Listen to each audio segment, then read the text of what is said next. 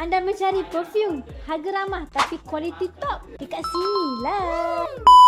Perfume yang menjadi kegilaan ramai semestinya perfume yang bersaiz 10 ml lah.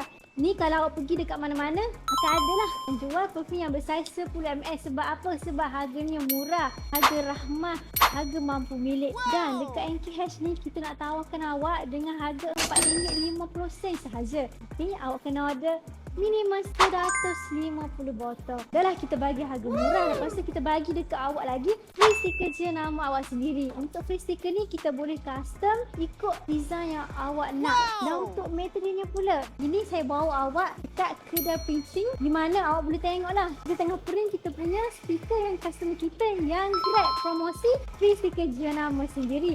Dan untuk stiker ni awak jangan risau. Kita bagi dekat awak stiker yang high quality walaupun stiker free. Tapi kita bagi yang high quality, kalis air dan juga kalis minyak.